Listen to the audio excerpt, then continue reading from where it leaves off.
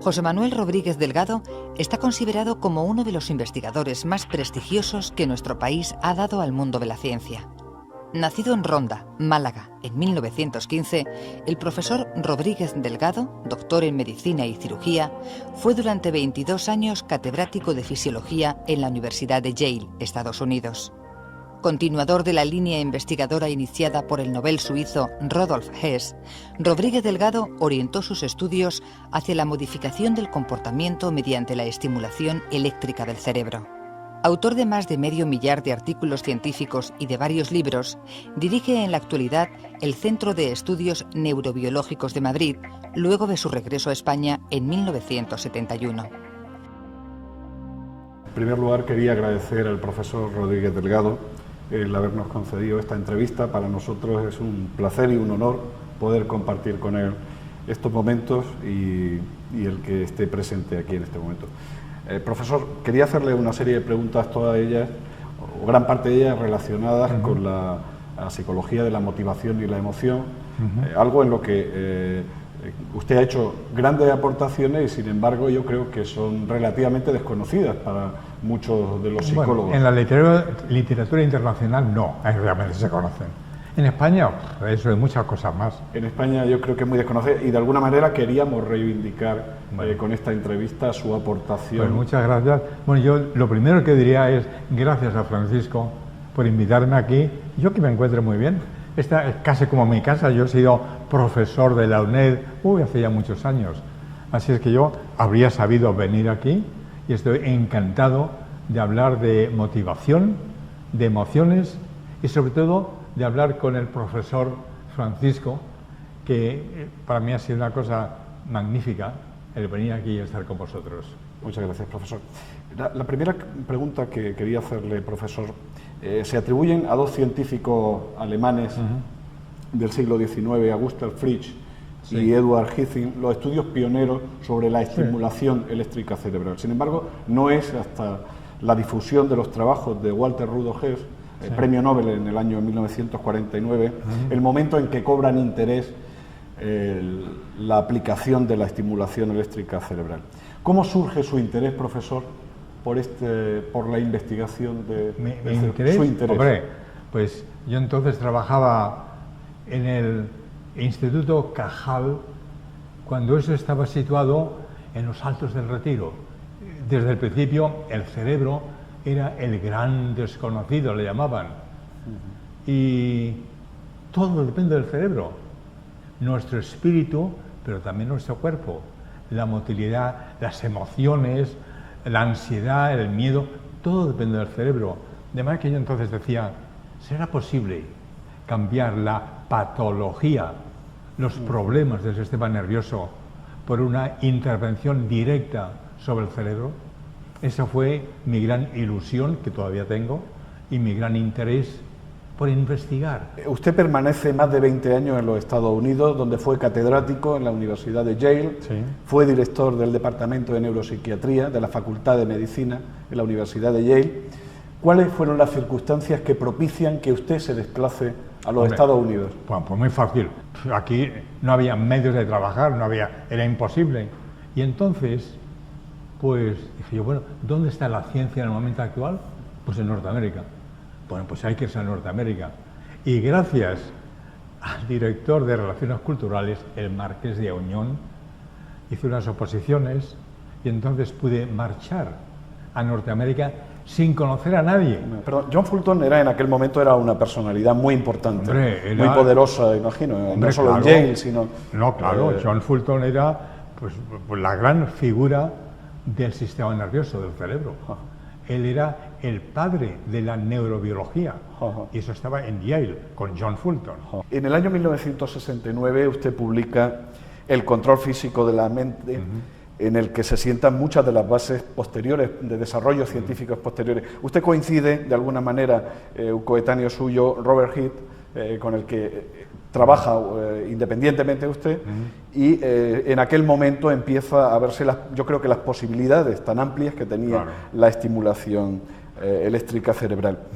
En aquel momento, profesor, ¿podría vislumbrarse lo que después, todos los avances posteriores que a lo largo del siglo XX e incluso en el siglo XXI se están haciendo? Meter electrodos en el cerebro es una barbaridad, y era lo que yo hacía. De manera que en aquella época me encontré más bien con hostilidad científica, en contra de lo que yo estaba haciendo.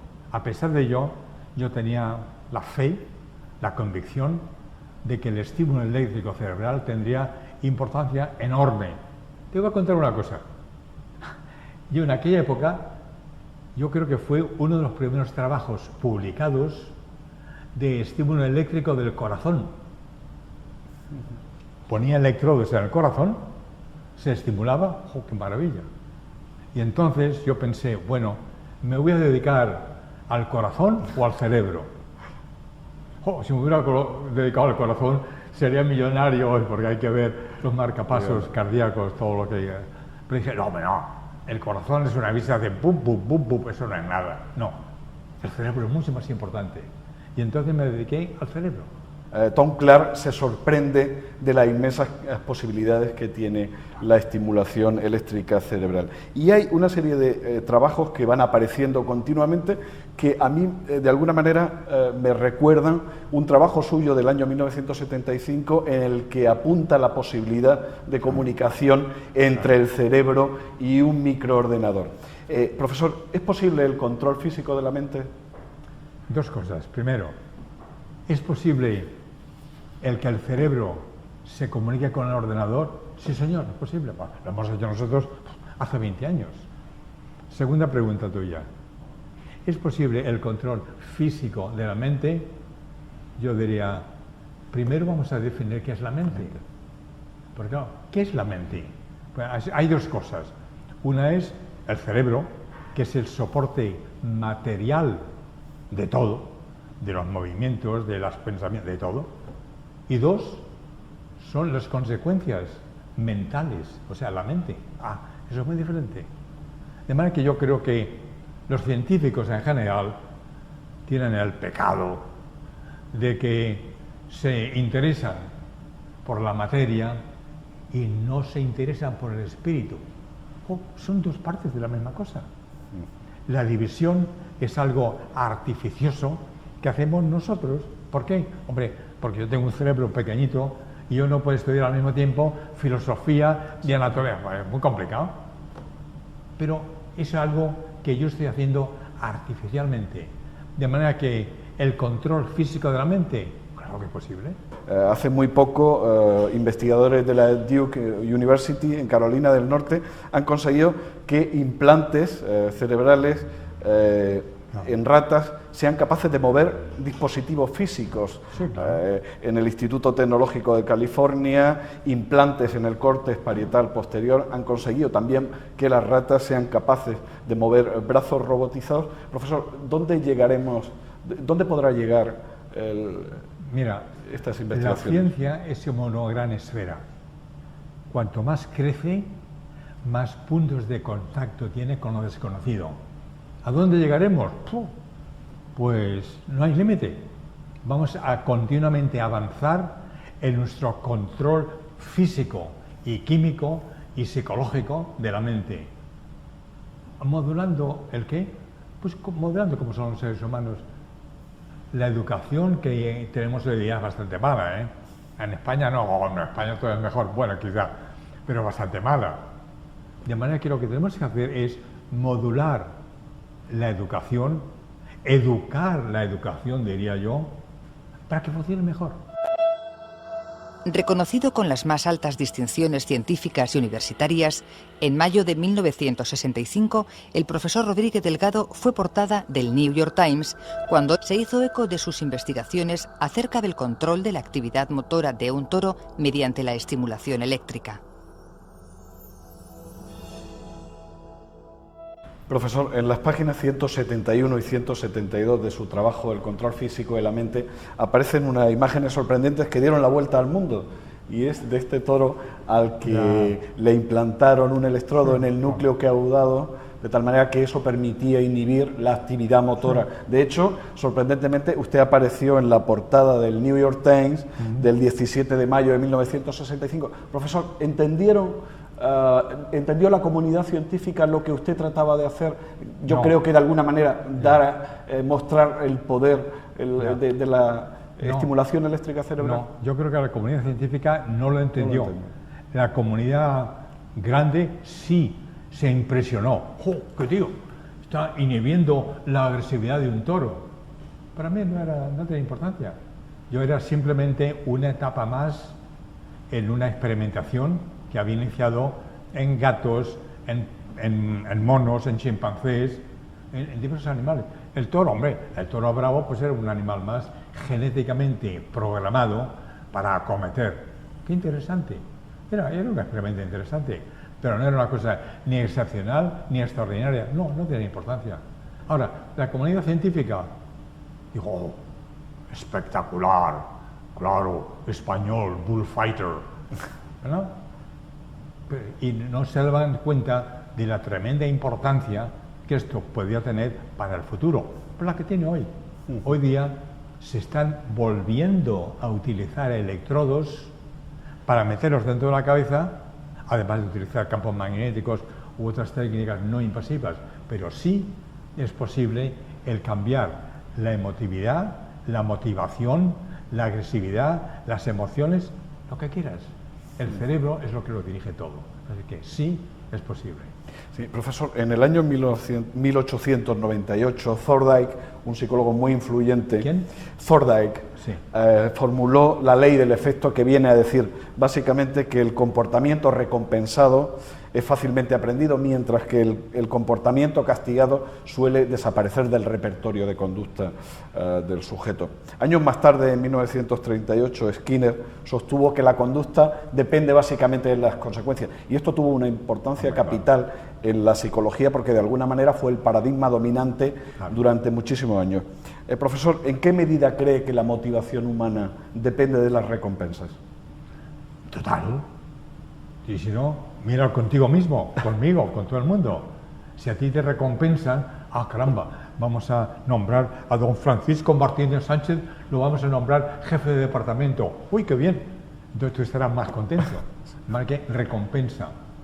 Mira, la motivación en animales y en seres humanos hay dos y nada más que dos: recompensa y castigo.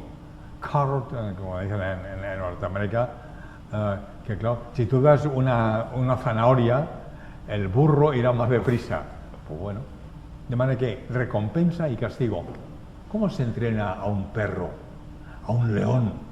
Pues con recompensa y castigo. ¿Cómo se entrena a los seres humanos? Pues con recompensa y castigo, que puede ser físico, táctil, visual, gustativo o intelectual. Parte de sus trabajos tuvieron una dimensión clínica importante, por cuanto la estimulación eléctrica cerebral podría permitir tratar graves enfermedades neurológicas como la epilepsia. De hecho, sus trabajos junto a Harling estuvieron orientados a esta dimensión. Sí, claro. Con Hannibal Hamlin estamos en Providence, en Rhode Island, y allí teníamos, ¿cuántos?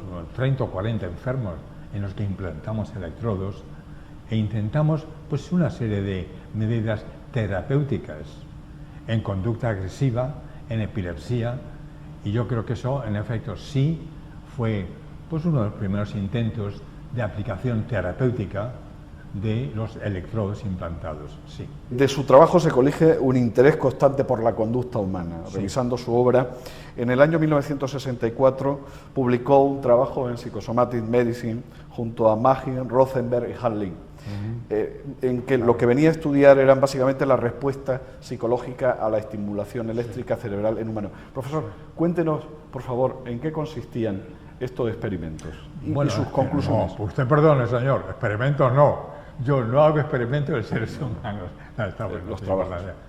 Estos estudios, sí.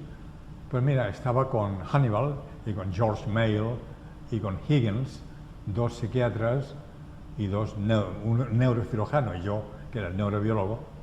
Y entonces estimulábamos en enfermos, estimulábamos diversas zonas, y en algunos casos los resultados fueron realmente inesperados y sorprendentes. Por ejemplo, el estímulo de la segunda circunvolución temporal,